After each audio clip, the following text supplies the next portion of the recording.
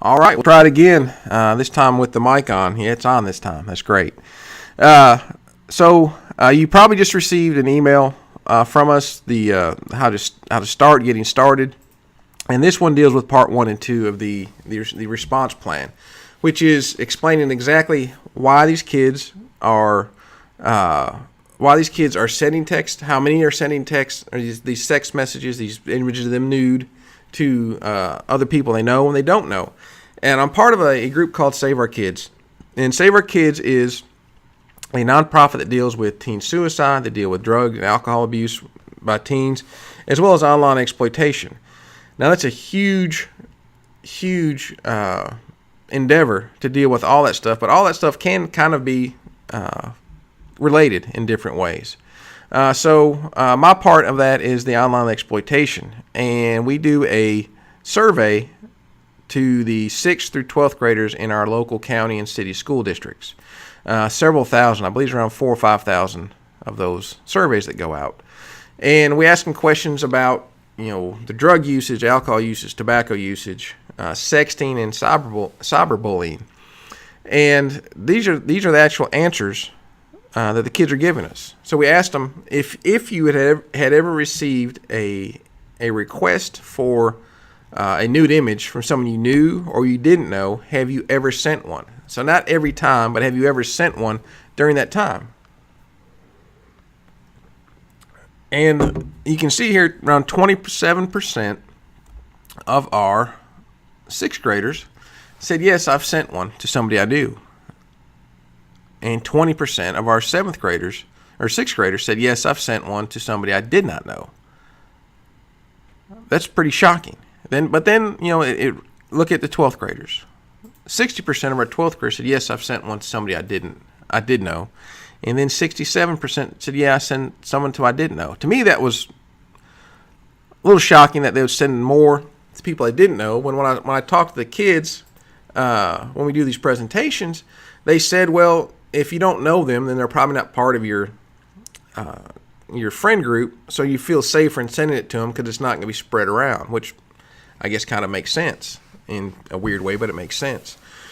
So we also look at, have you sent one in the last 12 months? Interesting thing here is when I talk to these kids, down to 3rd grade, I ask them before I show them the slide, hey, how many of your peers do you think have sent a nude picture in the last 12 months? And a lot of times it's between 50, 60, 70, 80% is their answer. So even at 6th graders, it's a 0.6% said they admitted to it. Now, these are self-reported, so this is what they admitted to. They think that it's 50, 60, 70%. Is the real answer probably somewhere in between? Yeah, probably. But where, I'm not exactly sure. And I don't know how to get that exact number because you can't monitor them 24 hours a day. So we'll go off exactly what they're saying. So around 0.5% of 6th graders said, yeah, I've sent 1.5 in the last 12 months. And then you look at 11th and 12th graders, it's 21 and 20%. So 1/5 of our juniors and seniors said, yeah, I've sent a nude image in the last 12 months. Now, what they don't think about is, stuff that we've dealt with as detectives. When I had a student come in that was graduating from college, she was getting ready to go to have a pretty good job, and they were going to do a background check on her. So she did her own background check, typed in her name, found a link that said her name, Bowling Green, Kentucky, clicked on it, it's a picture of her topless. Now, it's one of those revenge sites that basically is an extortion site. So if your picture gets on there and you want off, you got to pay them $800, $1,000 to get off. Doesn't mean they can't put it right back up and you have to pay it again, but it's going to be down for that time. So she was freaking out about it, and it was a picture that she took of herself when she was in a junior in high school and sent to her boyfriend.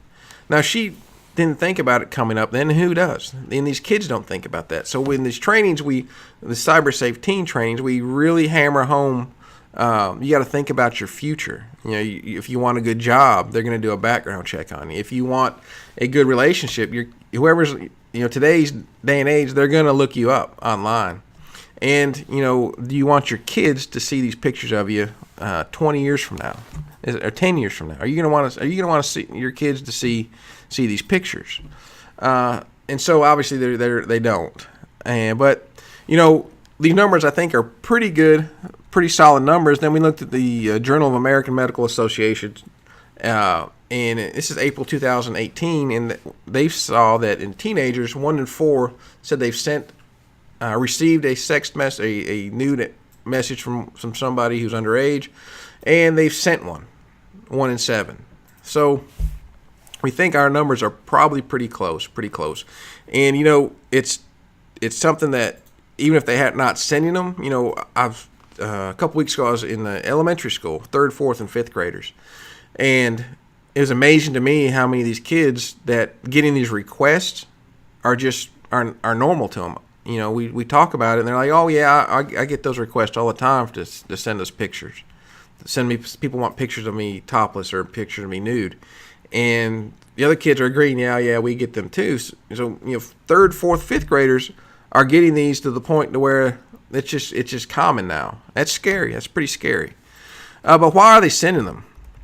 So, one, they're teenagers. They're curious. They experiment. They experiment in drugs. They experiment in alcohol. They experiment in sex. And they experiment with, sexting. It's just technology is part of their life now. There's peer pressure. Like I said, they think that 40, 50, 60, 70% of their other peers are doing it. So if a girl thinks a boy may like another girl, and she assumes maybe that girl's sending them these pictures, or maybe she is sending those pictures, then maybe there's peer pressure to actually have to do that herself. And to be honest with you, a lot of these girls get these requests for them. Very few boys get requests for them from girls, but girls get a lot of requests from boys for these pictures.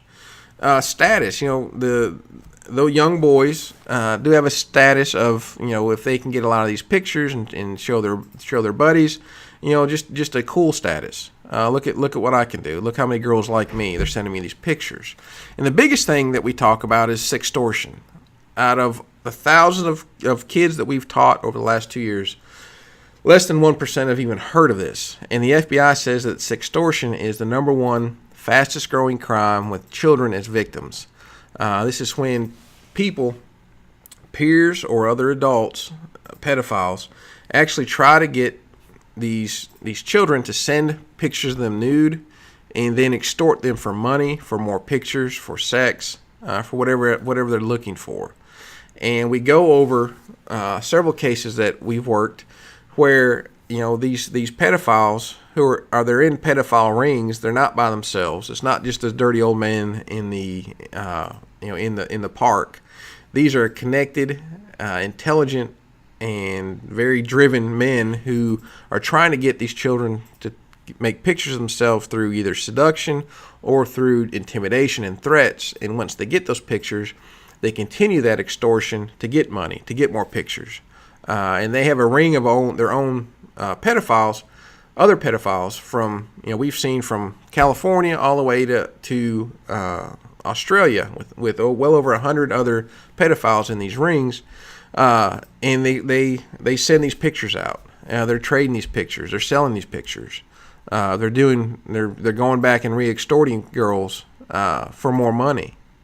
So most kids don't have no idea what this is, and this is a huge part of what we deal with and what we train. And so they understand if you get a request for these pictures, it may not just be some other boy who's trying to get a picture of you, or some girl that wants a picture of you or wants to send you a picture. They can actually be these evil predators that are on the line, and we train the kids how to handle that situation if they get that request. If they do send a picture, do not send number 2. Number 1 is don't send number 1. Don't send the first one. Number 2 is if you do send number 1, don't send number 2. And we talk about who you can call and the validity of the threats, which they bluff. They say they're going to hurt you. They're going to come to your house. They may even do research on you, but they won't be there. And so we really, it's a big part of, probably the biggest part of our training is making sure kids know how to handle these situations. Because if they haven't been a victim of this, they haven't been approached by someone who does this, they will at some point, the longer they're online. So get ready for the next email should be coming tomorrow. We're going to really get in depth in this one as well. We hope you like this. If you have any questions, if you want to talk to us about training, the links at the bottom of the email, and click those, contact us, email us, text us, whatever. We're here to help you. Again, my name is Mike.